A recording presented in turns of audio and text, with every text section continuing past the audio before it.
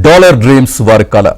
జీవితంపై ఎన్నో ఆశలతో ఇళ్లు ఆస్తులు అమ్మి కుటుంబాన్ని వదిలి దేశం కాని దేశం వెళ్తున్నారు. సరైన పత్రాలతో లీగల్గా వెళ్తే ఓకే, లేదని డాలర్ డ్రీమ్స్తో అక్రమంగా చొరబడ్డారా? ఇదిగో ఇలాగే ఉంటుంది.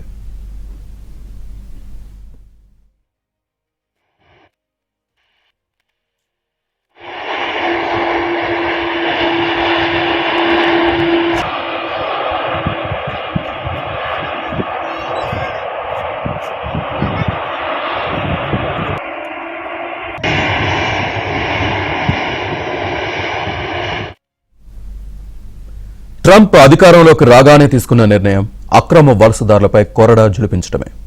అనుకున్నదే తడవుగా అమెరికాలో అక్రమంగా నివసిస్తున్న భారతీయులను అగ్రరాజ్యం ప్రత్యేక విమానంలో వెనక్కి పంపించేసింది.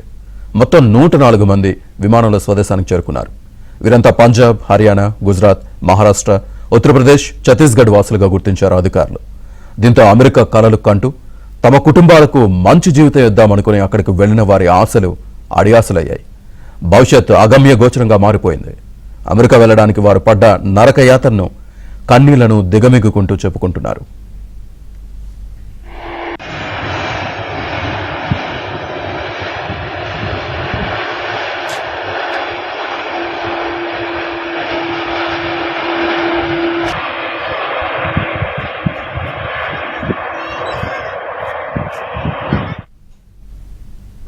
ఇక్కడికి చేరుకున్న చాలా మంది ఏజెంట్ మాటలను నమ్మి మోసపోయామని వాపోతున్నారు.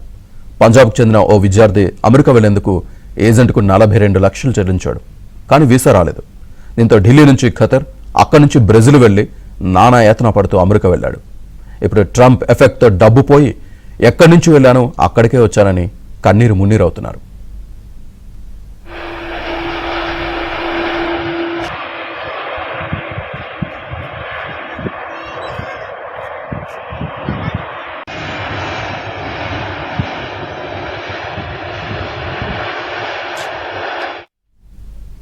ఇక అమెరికాలో అక్రమంగా ప్రవేశించేందుకు చాలా మంది ఎంచుకున్న విధానం మెక్సికో సరిహద్దుల నుంచి అక్రమంగా వెళ్లడమే.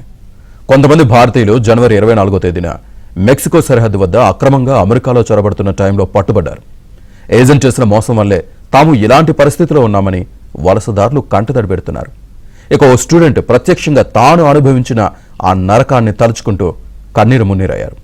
ఓ ఏజెంట్ నమ్మించి Qatar, Brazil, Peru, Colombia, Panama ఇలా అంతటా తిప్పి మెక్సికోకు చేర్చాడని, అయితే అక్కడి నుంచి అమెరికా వెళ్లే క్రమంలో తమ బోటు ప్రమాదానికి గురైందని వివరించాడు.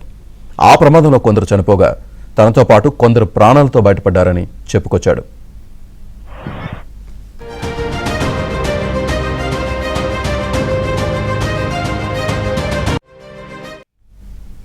వాళ్లను కదిలిస్తే ఒక్కొక్కరిది ఒక్కో గాథ. ఆర్థిక సమస్యలతోనే తాము దొడ్డిదారిన అమెరికాకు వెళ్లేందుకు ప్రయత్నించామని చెబుతున్నారు. కొండలు కోనలు దాటి 1000 కిలోమీటర్లు ప్రయాణించామని, దారిలో ఎవరైనా గాయపడితే వారి పరిస్థితి అంతే, మిగిలేది మరణమే. అలా దారి వెంట ఎన్నో మృతదేహాలను చూసుకుంటూ మెక్సికో దాటి అమెరికాలో అడుగు పెడదామనుకున్న టైంలోనే అమెరికా అధికారులకు దొరికిపోయారు. అన్ని వ్యయ ప్రయాసాలు పడి చేరితే ఇప్పుడు మళ్లీ ట్రంప్ నిర్ణయంతో తాము స్వదేశానికి చేరుకున్నామని చెబుతున్నారు. अनलीगल तरीके से नहीं गए थे. हमारी बात मुल्की एजेंट से हुई थी कि 1 नंबर से डायरेक्ट ही भेजेंगे. तो उसके बाद उसने डोंकी लगाई. तो 15 तारीख को सर बस लास्ट बार मेरी बात हुई. उसके बाद परिवार कैसे भेजा था, कैसे भेजा था, कितने पैसे उठाए? सुना है कि कर्ज उठाया आपने? हाँ सर, 42 लाख रुपए मैंने उठाया है कर्ज. तो 42 लाख ही मैंने एजेंट को दिया है. तो परिवार की बात करें, कितने लोग जो हरविंदर पर निर्भर थे, जो आज उस पे आश्रित थे? घर के हम 10 मेंबर हैं सर. वैसे मैं तो, मेरा बेटा एक बेटी है, तो मेरे फादर इन लो, तो मदर इन लो घर पर है. अब वापस आने के बाद कैसे हालात आप देख रहे हो कि पैसा भी लग गया, पैसा है भी नहीं, तो अब कैसे चलेगा गुजारा? तो देखो, रोजमर्रा की जिंदगी तो आपको पता ही है कि काम तो करना ही पड़ेगा. देखो क्या होता है. ठीक जी सर.